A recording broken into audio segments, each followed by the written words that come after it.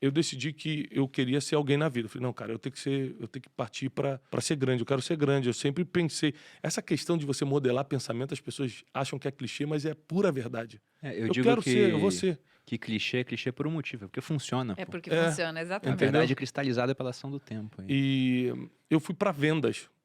Meu pai me chamou para trabalhar na época com um empréstimo, aquele negócio de empréstimo de Banco BMG, não sei o quê, para militares, porque ele era militar, ele começou a fazer uma renda extra com isso, falou, Thiago, vamos trabalhar. Eu ficava no centro do Rio de Janeiro distribuindo os panfletinhos e levando para o escritório do meu pai para ele fechar o contrato. Só que era muito desgastante para mim, era meio... Ele estava na reserva já, nessa época? Ele estava, não, ele saía do quartel e ia para lá. Durante o dia ficava a minha sogra, que na época não era minha sogra, na época eu não estava casado ainda, ela cuidava do escritório. E meu pai chegava depois do quartel, umas 4h30 da tarde, que o quartel era bem próximo ao escritório. E a gente ficava lá até a noite fazendo os contratos e tal. Só que era muito desgastante pra mim. Eu tinha que botar terno e gravata, ficar no calor do Rio de Janeiro distribuindo, não sei o quê. Encontrava um monte de amigo e falava assim, ih, caramba, o Thiago tá panfletando ali. Fala, panfletador! E aí eu falei, pô, isso não é pra mim, eu tenho que achar outra coisa. Aí eu gostava muito de viagem, consegui entrar como vendedor freelancer numa agência de viagens. E, cara, comecei a arrebentar de vender. No primeiro mês eu virei o maior vendedor do negócio, o cara já me chamou para trabalhar. Falou, cara, vem trabalhar. Eu comecei a trabalhar por performance. Vendia, ganhava comissão. Não tinha contrato, não tinha salário, nada. E ali eu comecei a me apaixonar por venda, me apaixonar por viagens. E aí, quando eu falei, liguei pra Janine e falei, vamos casar. Tô rico, tava ganhando 3 mil reais. Tô rico! Vamos casar. Já tem que arrumar uma coisa pra gastar. Escolhe onde você quer morar. Meme da Carolina Ferraz aqui. Que eu sou rica!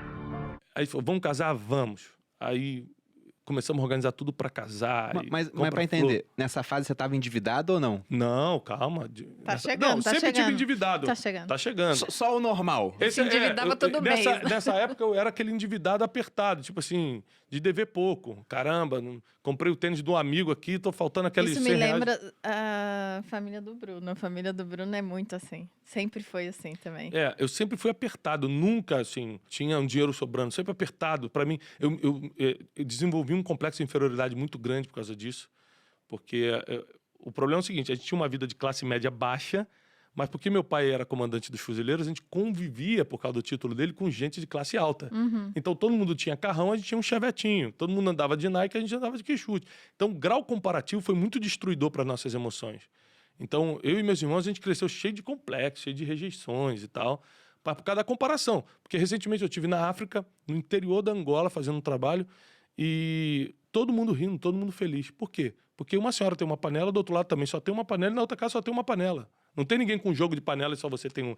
Então, quando não tem comparação, a felicidade é possível. Alguns pontos. Meu pai também já foi pra Angola, só que ele foi lá atrás, ele foi fazer missão de paz em Angola no meio da década de 90, e naquela época Angola tinha 2 minas terrestres, 2 armadilhas explosivas para cada pessoa. Então, se você visse uma pessoa sem uma perna, porque pisou numa mina terrestre, Normal. ainda tinha uma chance estatística de pisar em outra. Então, era terrível a situação do país. Mas sobre esse ponto de Angola, é só para pontuar que hoje está muito melhor, com certeza, né? Teve missão de paz da ONU lá. Não, mas era pobre, tá? Era pobre, só que as pessoas estavam felizes. Porque não tinha todo mundo tanta tava diferença. igual. Né? Você é pobre, você é pobre é relativo. Porque na cabeça deles, eu não tô vendo ninguém de carrão, não tô vendo ninguém com uma casa melhor que a minha, e tô comendo, eu sou rico. Não tem Tá tudo comparação. bem. Não tem comparação, ele não sabe o que é rico e o que é pobre. Como é que mas o Paulo isso Cuenca fala? Comparação é a métrica da a infelicidade. métrica da né? infelicidade. Caio também já veio aqui e falou a mesma coisa. Mas tem um ponto sobre isso que eu já vi, que é a questão que em Harvard hoje, eles levam em conta a questão da comparação. E tem uma política lá que eles chamam de o último quarto feliz. Porque eles viram o seguinte, que o cara que entrava nessas universidades da Ivy League americana, Harvard e Yale, era um cara muito acima da média.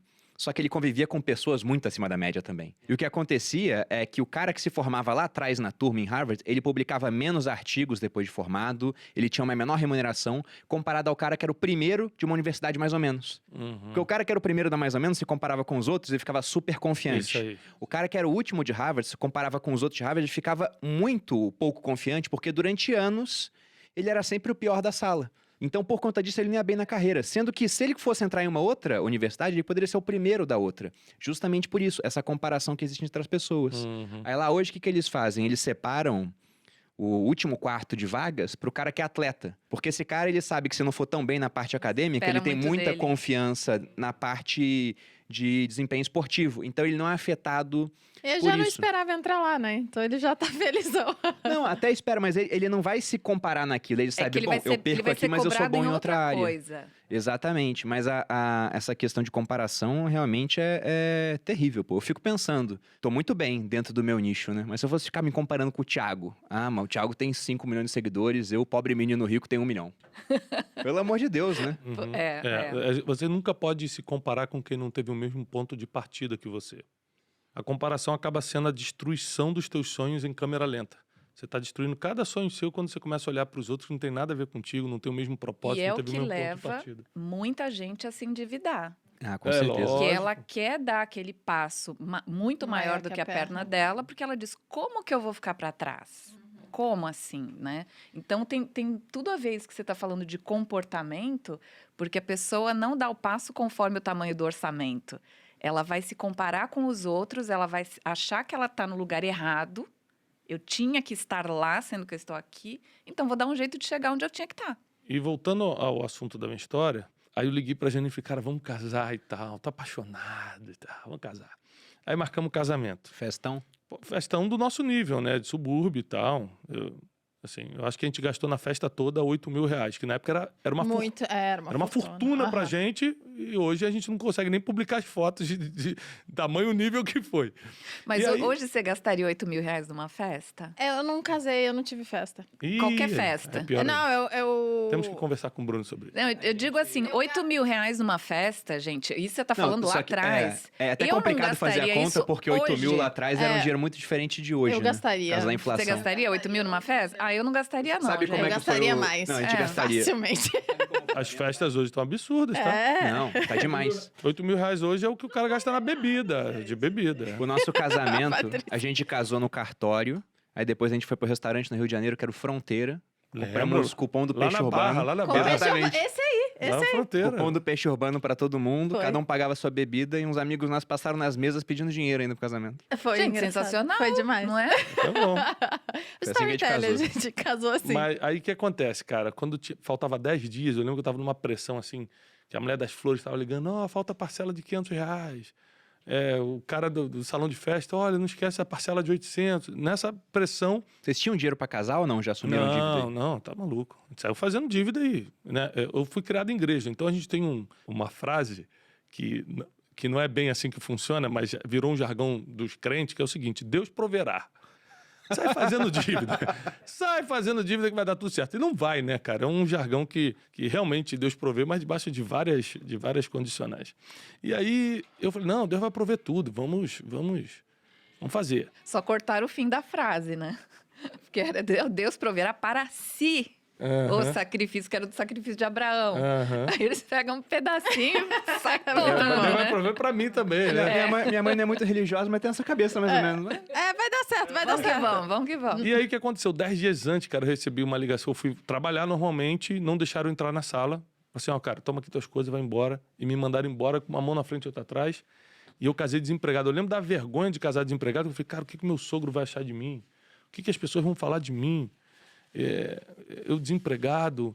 E naquele dia eu percebi que quando eu sou empregado de alguém, meu destino está na mão dessa pessoa.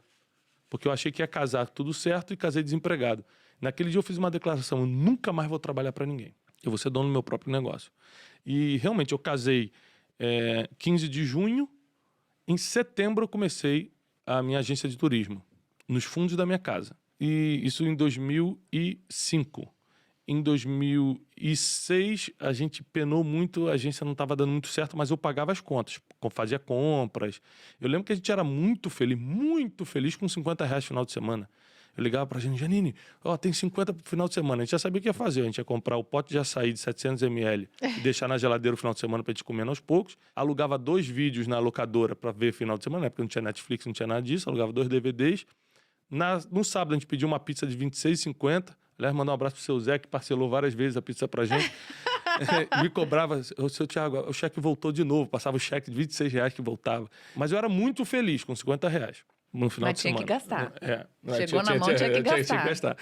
E, então, assim, 2016 foi muito difícil. 2006, 2007, a empresa começou a crescer. A empresa começou a acontecer, a gente começou a trabalhar com Oriente Médio.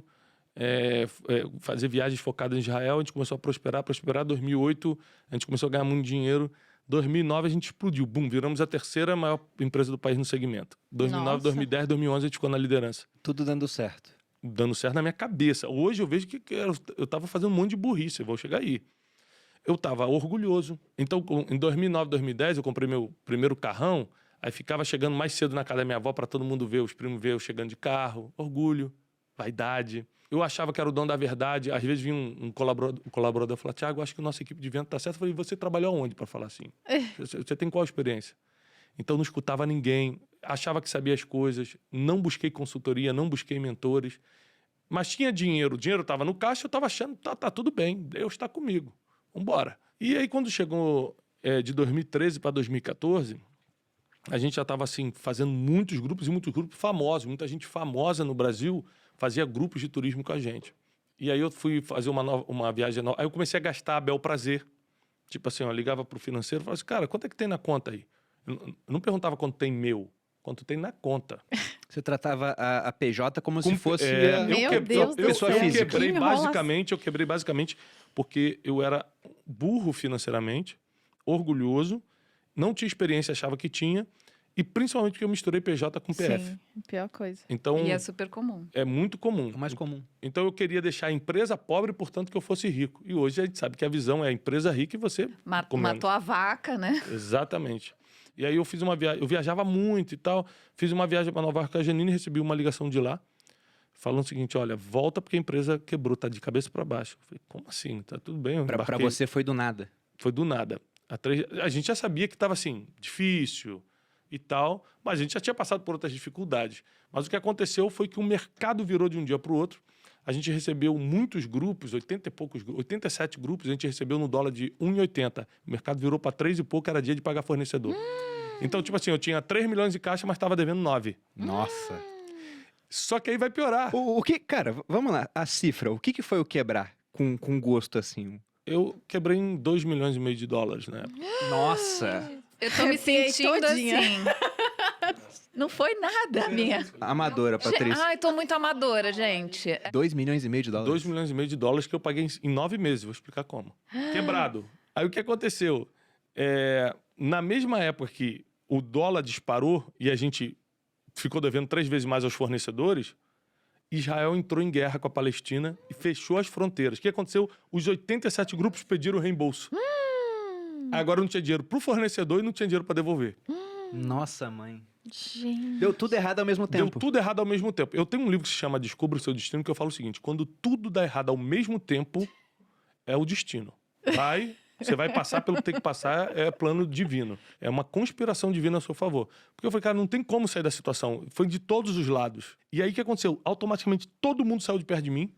Cara, todo mundo começou a pedir, os funcionários começaram a dar baixa, tchau, tchau, tchau, perceberam que tava quebrando. Viram que ia quebrar. Os Dívida amigos- é os uma amigos doença foram embora. infecto-contagiosa. As A pessoas... dívida é a maior ladra de energia espiritual e emocional do ser humano, né? Um pai de família tem que odiar dívida, senão ele vai trazer falta de energia emocional e espiritual para dentro da sua casa e é terrível. A dívida financeira, ela complica muito a vida familiar, a vida emocional, e para quem acredita em vida espiritual, a vida espiritual enfraquece muito. Então, eu me vim de um dia para o outro quebrado. Aí, o que eu fiz? Não tinha mentor. Não tinha Não pra tinha quem nada. pedir ajuda. Aí, o que eu pensei? Vou limpar meu nome. O pessoal começou a falar mal de mim, todo mundo ligando, processo, tomamos não sei quantos mil processos que eu tinha que ir nos processos, eu ia tremendo assim, porque emocionalmente você fica destruído, ninguém te ameaçando, pedindo dinheiro e não sei o quê, falando que vai não sei o quê, e você ainda tendo que ir no processo, todo mundo te acusando de tudo. Cara, eu só não morri porque Deus não quis. No meio disso, eu fiz uma besteira. Qual foi a besteira que eu fiz? Não tinha mentores, eu tinha patrimônio. Eu queimei meu patrimônio de uma semana para outra, vendendo a 50%, 60% do que valia para pegar o dinheiro rápido. Então, eu tinha apartamento na Barra da Tijuca, tinha meus carros, tinha terrenos. Eu peguei tudo.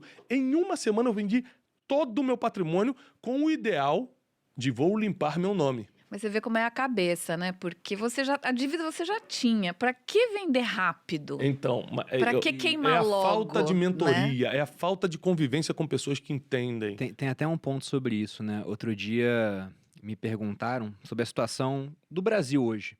Porque lá atrás, quando o Bolsonaro ganhou a eleição, o Paulo Guedes falava, não, a gente vai pagar muito da dívida pública, vamos vender 1 trilhão em imóveis.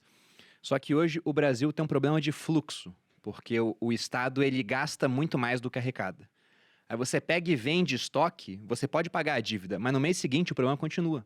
Porque você não foi na causa, você foi só na o cartão consequência. de crédito. A dívida. É, O exatamente. negócio continua lá. Seria a mesma coisa que dentro de uma família, por exemplo, você gasta mais do que você ganha, e aí você fala, vou vender a prataria que a vovó deixou de herança, aí você paga a dívida, mas no mês seguinte a dívida vai Porque continuar. a tua tudo de dinâmica é gastar mais do que ganha. Exatamente. Né? Agora, eu achei engraçado que você fez assim, o governo arrecada e gasta. O governo arrecada. O arrecada é assim, só que o Arrecada gasta e gasta. é desse tamanho. Por isso que eu digo para as pessoas, não importa o quanto entra de dinheiro, você tem que prestar atenção no quanto sai. Bom, eu vou até aproveitar. Chegamos no fundo do poço, porque eu queria que a Patrícia fosse pro fundo do poço também, para depois a gente mostrar como é que foi a recuperação. Aqui é o fundo do poço. Aqui eu vou entrar em depressão. Aqui eu vou passar por ameaças. É. Aqui eu vou tomar decisões sérias na vida. Esse aqui é o fundo do poço. Quando eu quebrei, comecei a ser processado e vendi todo o meu patrimônio, eu fui morar numa casa assim vergonhosa de aluguel, vergonhosa mesmo, uma entrada assim de uma comunidade. Na época eu só tinha 2 filhos. Hoje eu tenho 4. Só 2? Hoje eu tenho 4. É relativo, né? Tudo é muito, né? Eu sou um cara abundante e próspero, né? Não vamos brincar com isso. Não. Eu vou sair fazendo filho. Aí, e todo mundo pergunta, mas com a mesma mulher? Eu falei, só tive essa, só tem essa. Então, Ah, mas fechou agora, né? agora a gente fechou. Fechou porque eu não tenho mais condições emocionais. Então, eu só tinha 2 filhos na época. A gente passou por muita vergonha, muita humilhação. A gente foi muito caluniado. Muita gente inventava a história da gente. Então, Normal. o ataque emocional era muito forte.